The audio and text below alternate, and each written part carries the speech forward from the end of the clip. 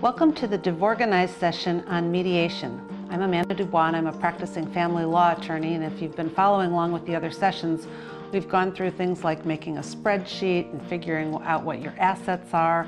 We've talked about the divorce process, talked a little bit about parenting plans.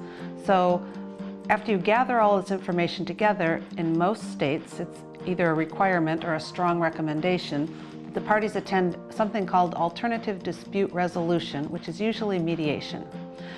So I'm going to start this session by saying the same thing I always do. I'm a practicing attorney, I do family law, but I can't give you legal advice because I don't know anything about your situation and I don't know you. The purpose of these video series is to give you information and education, not legal advice. So divorce is different in different states, as you can well imagine, and the requirements can be drastically different in different states. So what we're doing in these sessions is called issue spotting. And issue spotting is where I'm going to talk to you about things that you should pay attention to and find out what the rules are in your particular state. So basically, the divorce principles are the same in most states, but the specifics of how it's actually implemented are going to be different in different states. Mediation is pretty much the same, but there could be different requirements in your state or your jurisdiction. So it's important for you to know the specifics of your state. So that said, let's talk a little bit about mediation and what that means. And the first thing we're going to talk about is the difference between mediation and arbitration. Because people get those words confused sometimes because those are out-of-court ways of resolving problems, but they're very different. In a mediation, there's a trained mediator, and the mediator's job is to facilitate a settlement between the parties, where the parties themselves actually make the decisions with the help of a mediator who helps the parties to compromise and helps the parties reach different types of agreements by moving the process forward and trying to listen to both parties' sides of the story and help them to see where they might have some common ground and see where they might want to compromise so that they can reach a resolution. And really in a mediation, sometimes the best resolutions are the ones where nobody's particularly happy with the outcome. Both people have compromised probably a little bit more than they wish they had, but at the same time they're both basically happy with the result in that they would rather not go to a judge and let a judge make a determination that's so important to their family. So that's a mediation. We'll talk about that more at length in a minute. An arbitration is where there's a person who's generally a lawyer or sometimes a retired judge, and the parties agree that that person can be an arbitrator, and an arbitrator actually serves as a judge, like a judge. And actually the parties give evidence and then the arbitrator makes a decision. That's very state specific, but what you need to remember is that an arbitration is where the parties agree to go to an arbitrator and let the arbitrator make a decision for them. Then there's something called med-arb, which is basically mediation arbitration, sort of with a slash, MED/ARB. And what that is that's where you go to mediation and you go through the mediation process, but at the beginning of the process, typically, you agree that if you are unable to reach agreement on certain, if you get to the point where you've pretty much agreed on everything, but there's some issues that remain to be decided, that you empower your mediator to step into the shoes as an arbitrator and actually make a decision for you. And sometimes that's a cost-effective way of going about this because you go through a day long, or you might go to several mediation sessions over the course of a week or two or three, but you just can't, get a couple of those last things, you can't quite come to an agreement.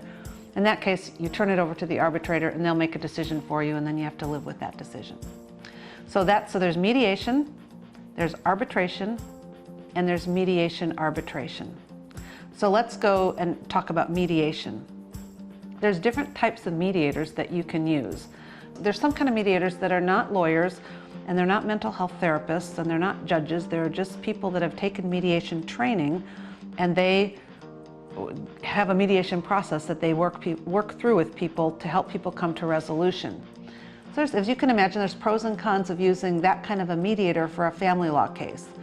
The pros are if you don't have a very complicated situation and you just want somebody who's trained to facilitate people reaching an agreement, you just want to sit down with somebody like that and you think that you can work pretty well with your spouse and you can maybe sit across the table, and with a facilitator who's got some training, you guys can come to some resolution about some of your issues. So that's sort of on the one end of the least amount of training. Then from there are mental health therapists who have taken mediation training or like MSWs or PhD psychologists. And those are sometimes really good people to choose to help with a parenting plan mediation. Because in addition to being trained mediator, those mental health professionals have all kinds of experience in what's best for children. So while they're walking you through the process, and if you and your husband are sort of stuck on, we can't decide if we should drop the kids off on Sunday night or Monday morning after a visitation weekend, the mental health professional will weigh in with his or her opinions like, well, sometimes it's better to start the school week off having a good night's sleep Sunday night at the main residence, or they might say, well, you guys don't get along very well, and the less transitions the better, and sometimes it would be better to drop the kids off Monday morning at school. So a mental health professional can be a fantastic mediator for parenting issues. Some of them have training in helping people come to financial resolution.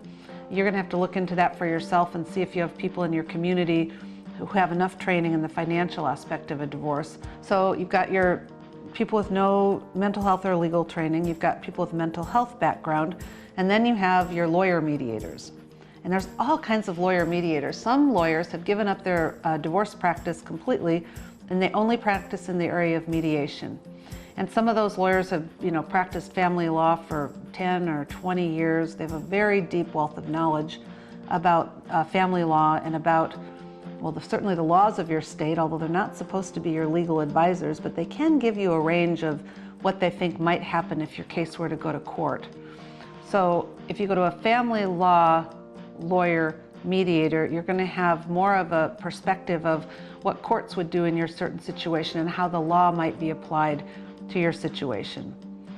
So that would be a family law lawyer mediator. And then there are retired judges or court commissioners. And those are people that have been sitting on the bench for a long time, some of them.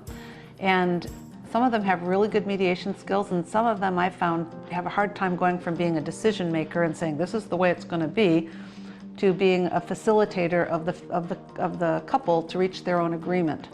But there are some fantastic retired judge mediators. Sometimes they're a little bit more expensive.